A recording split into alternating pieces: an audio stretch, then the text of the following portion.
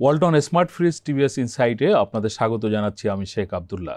Walton is a global brand. World class innovation নিয়ে ওয়ালটন এখন দেশের সীমানা পেরিয়ে পৌঁছে গিয়েছে 50টিরও বেশি দেশে।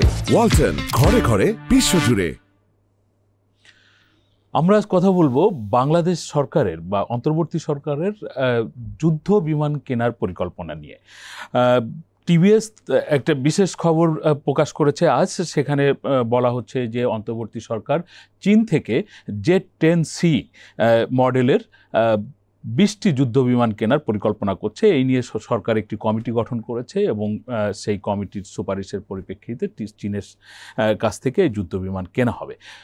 বাংলাদেশের প্রতিরক্ষা সক্ষমতা ইতিমধ্যে কত দূর অগ্রগতি হয়েছে, এই যুদ্ধ বিমান প্রতিরক্ষা খাতে সম্পৃক্ত হলে আমাদের সক্ষমতা আর কতটা এগোতে পারে বা কী প্রেক্ষাপটে এই ধরনের যুদ্ধ বিমান কিনতে যাওয়া হচ্ছে, এইসব নিয়ে টিভিএস আজ লিড নিউজ প্রকাশ করেছে। নিউজটি করেছেন টিভিএসের বিশেষ প্রতিনিধি ও চিফ রিপোর্টার আবুল কাশেম। আমরা তার কাছ থেকে সরকারের এই পরিকল্পনা বিষয়ে শুনব।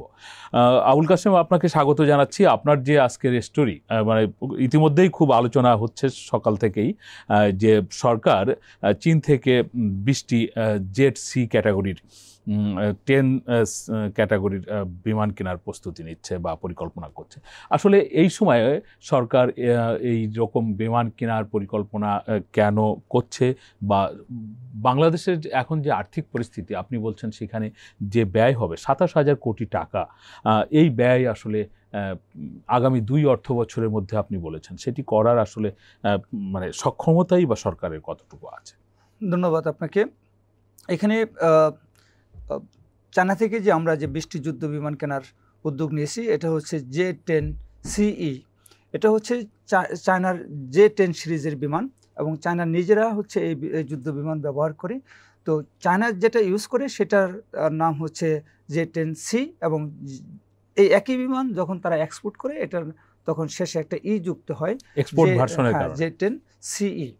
এবং আপনি জানেন যে গত মে মাসে পাকিস্তান এবং ভারতের মধ্যে যে পেহেলগ্রাম নিয়ে যে সংঘাত শুরু হলো, সেখানে পাকিস্তান হচ্ছে চীনের তৈরি এই যুদ্ধ বিমান ব্যবহার করেছে এবং তারা অনেক দামি বিমান যেটা ভারতীয় বিমান বাহিনী ব্যবহার করছিল, রাফায়েল ফ্রান্সের তৈরি যুদ্ধ বিমান।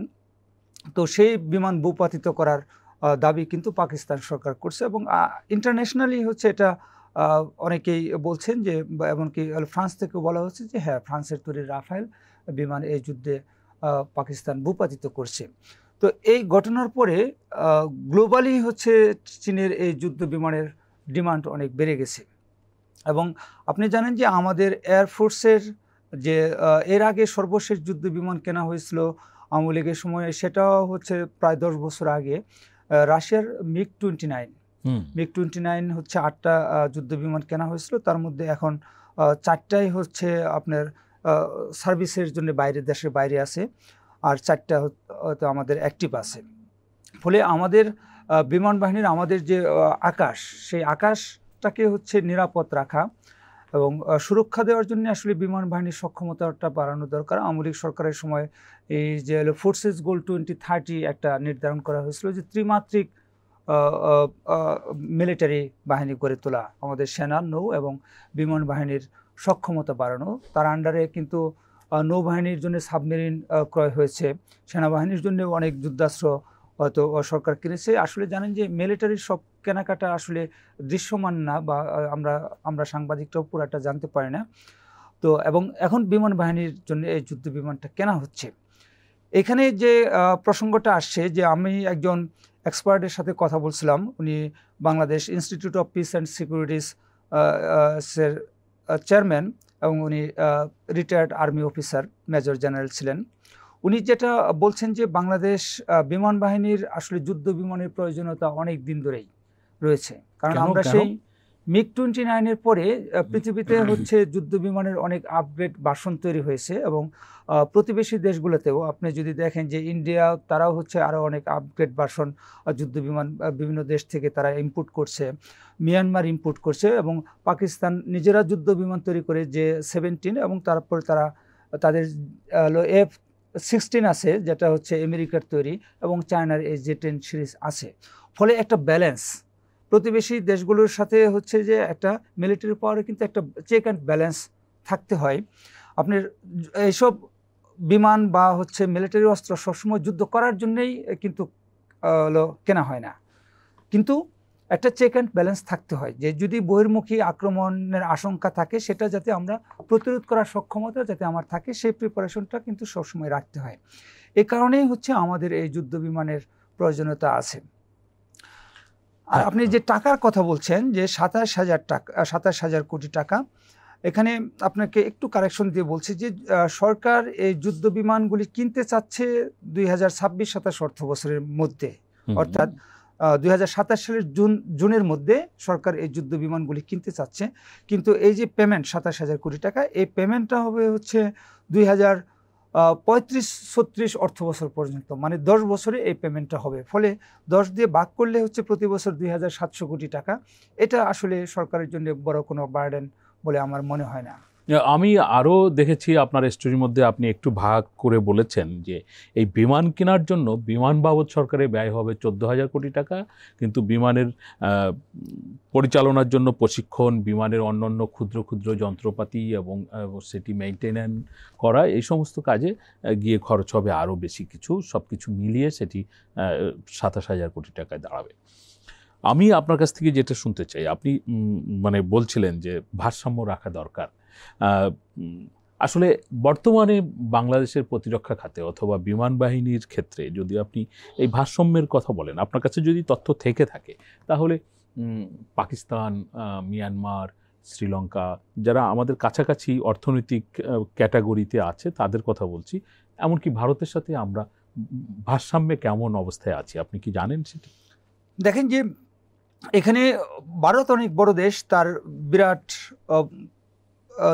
ভৌগোলিক অবস্থান এবং বিরাট সীমানা, ফলে তার হচ্ছে এই বড় আয়তনের হচ্ছে সুরক্ষার জন্য বড় বাহিনী দরকার। সেটা স্বাভাবিকভাবেই ভারতের মিলিটারি পাওয়ার বাংলাদেশের চেয়ে অনেক বেশি। আপনি যদি দেখেন যে গ্লোবাল ফায়ার পাওয়ার একটা ইন্ডেক্স প্রতি বছর তারা রিপোর্ট প্রকাশ করে যে বিশ্বে সামরিক শক্তিতে কোন দেশ কী পজিশনে আছে, সেখানে কিন্তু ভারতের অবস্থান হচ্ছে ৫-৬-এর মধ্যেই থাকে। এরকম যুক্তরাষ্ট্র, এরপরে হচ্ছে রাশিয়া, চায়না, এরপর পরই হয়তো ভারতের অবস্থান চলে আসে এবং পাকিস্তানের অবস্থান হচ্ছে ১০-১২ নম্বরের মধ্যে থাকে। পাকিস্তানের আয়তন ছোট, ফলে তার হচ্ছে তার যে ভূখণ্ড সেটা সুরক্ষার জন্য তার ওই অনুপাতে হচ্ছে তার মিলিটারি পাওয়ার থাকতে হয়। তো আমাদের হচ্ছে সামরিক বাহিনীতে মানে সেনাবাহিনীতে প্রায় ২.৫ থেকে ৩ লাখ এরকম সদস্য আছে বলে আমরা হচ্ছে বিভিন্ন সময় জানতে পারি, বা এটা হয়তো আরেকটু বেশিও হতে পারে।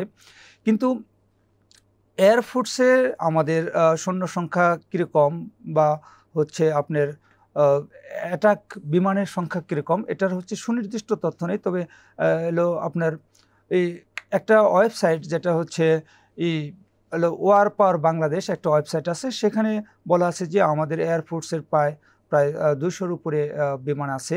এর মধ্যে হচ্ছে অ্যাটাক বিমান মানে ফাইটার, যেগুলি দিয়ে হচ্ছে যুদ্ধে অ্যাটাক করা হয় প্রতিপক্ষকে, এরকম বিমানের সংখ্যা ৫০টার মতো, এবং এর প্রায় হচ্ছে ৩৫ থেকে ৪০টার মতোই হচ্ছে চীনের তৈরি বিমান। তো এবং সর্বশেষ যে বিমানটা আনা হয়েছে, আমি আপনাকে বলি যে বাংলাদেশ যখন MiG-29 কিনলো, তখন কিন্তু হচ্ছে ইন্ডিয়ার এয়ারফোর্সের হচ্ছে কাছে এই লেভেলের কোনো যুদ্ধ বিমান ছিল না। আচ্ছা, বাংলাদেশের MiG-29 এই লেভেলের কোনো যুদ্ধ বিমান ছিল না, তাদেরগুলি হচ্ছে আরেকটু পরের ভার্সন ছিল, মানে এই আগের ভার্সন, দুর্বল ভার্সন ছিল।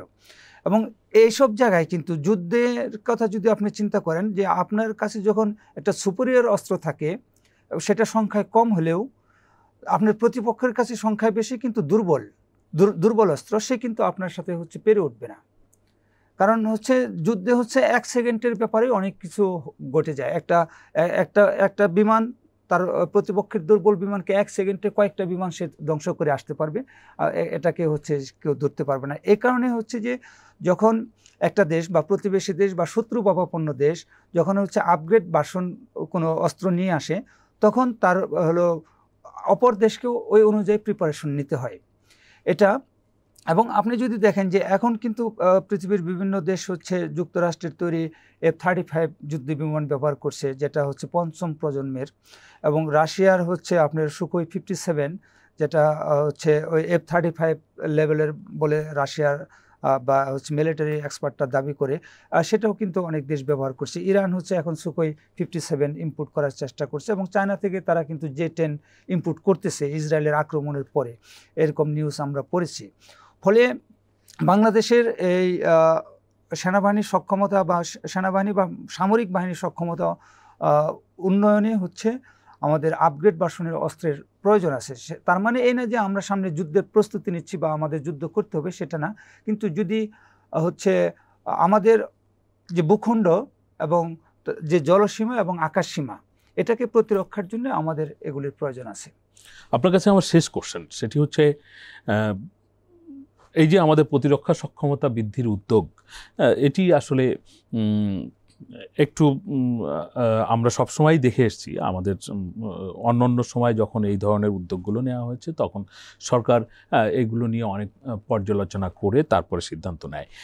পাশাপাশি এই ধরনের কেনাকাটা, বিশেষ করে যুদ্ধ বিমানের মতন বড় ব্যয়ের কেনাকাটা করার ক্ষেত্রে আমরা বিভিন্ন সময় শুনি যে এটি যে দেশ অন্য দেশের কাছ থেকে কেনে সেইখানে আসলে একটি রাজনৈতিক সিদ্ধান্ত থাকে বা এটা একটি রাজনৈতিক প্রক্রিয়ার মধ্য দিয়েও হয়, দুই দেশের সম্পর্ক বা ইত্যাদি ইত্যাদি। এই যে অন্তর্বর্তীকালীন সরকার এখন 20টি যুদ্ধ বিমান কেনার সিদ্ধান্ত নিচ্ছে এবং সেটি চীনের কাছ থেকে কেনার সিদ্ধান্ত নিচ্ছে, আপনি ইতিমধ্যে বললেন যে যুক্তরাষ্ট্র, রাশিয়া বা আরও বেশ কিছু দেশ যাদের কাছে আরও আধুনিক যুদ্ধ বিমান রয়েছে, ঠিক সেরকম সময় এইরকম একটি সিদ্ধান্ত, এটি কি মানে কোনো রাজনৈতিক প্রেক্ষাপট বিবেচনায় নেওয়া হচ্ছে নাকি সত্যি আমাদের প্রতিরক্ষা সক্ষমতা বৃদ্ধির জন্যই নেওয়া হচ্ছে? দেখেন যে আমাদের অন্তর্বর্তীকালীন সরকারের প্রধান ডক্টর মোহাম্মদ ইউনূস কিন্তু একবার বলেছেন যে সারা বিশ্বে এখন যুদ্ধ একটা পরিস্থিতি চলছে, তো আমাদেরকেও তার প্রিপারেশন নিতে হবে, এই কথা উনি বলছেন। তো যুদ্ধাস্ত্র সবসময়ই হচ্ছে বহিঃশত্রুর আক্রমণ মোকাবেলার জন্য সব দেশ কিনে থাকে। সুতরাং এটা হচ্ছে যে আপনি এমনি বাংলাদেশ কিনে এনে হচ্ছে ফেলে রাখবে বা আকাশে ওড়াবে, ঘুরবে, এই জন্যে আসলে কোনো দেশই, বাংলাদেশও না কোনো দেশই কিনে না, এটা প্রয়োজনের ভিত্তিতেই এটা কেনা হচ্ছে। এটা হলো প্রথম কথা। দ্বিতীয় কথা হলো যে এই মিলিটারি অস্ত্র এগুলি হচ্ছে রাজনৈতিক সিদ্ধান্তের ভিত্তিতে কেনা হয়, বিশেষ করে এই ধরনের পার্সেস। যেমন মিলিটারি কতগুলো হচ্ছে সাধারণ অস্ত্র আছে, ট্যাঙ্ক যেটা হচ্ছে, তারপরে হচ্ছে আর্টিলারির বিভিন্ন কিছু আছে, সেগুলি হয়তো রেগুলার পার্সেস, সেখানে হচ্ছে রাজনৈতিক ডিসিশনের ব্যাপার থাকে না। মিলিটারির হচ্ছে আপনার কেনাকাটা করার জন্য একটা অধিদপ্তর আছে, মিলিটারি হচ্ছে সেখানে চাহিদাপত্র পাঠায়, তার ভিত্তিতে তারা কেনাকাটা করে। কিন্তু এই ধরনের কেনাকাটা সবসময় হচ্ছে রাজনৈতিক সিদ্ধান্তের প্রেক্ষিতে হয়। আপনি জানেন যে আমাদের প্রধান উপদেষ্টা গত মার্চে উনি চীন সফর করেন এবং সেই সফরেই প্রথম এই যুদ্ধ বিমান কেনার বিষয়ে আলোচনা হয়েছে। এটা নিয়ে তখন গণমাধ্যমে নিউজ হয়েছে যে চীনের প্রেসিডেন্টের সাথে ওনার যে মিটিং ছিল সেই মিটিংয়ে হচ্ছে আলোচনা হয়েছে এবং তার প্রেক্ষিতে এটা কেনা হচ্ছে। আরেকটা জিনিস আপনাকে বলি যে আপনি যদি ইউক্রেন রাশিয়া যুদ্ধের দিকে তাকান, যে ইউক্রেনকে কিন্তু হচ্ছে আপনার F-16 যুদ্ধ বিমান ইউরোপের কয়েকটি দেশ দিয়েছে, কিন্তু সেগুলি হচ্ছে মিসিং হয়ে যাচ্ছে বা হচ্ছে ভূপাতিত হয়ে যাচ্ছে। কারণ কি? কারণ হচ্ছে যে তাদের দক্ষ পাইলট নাই।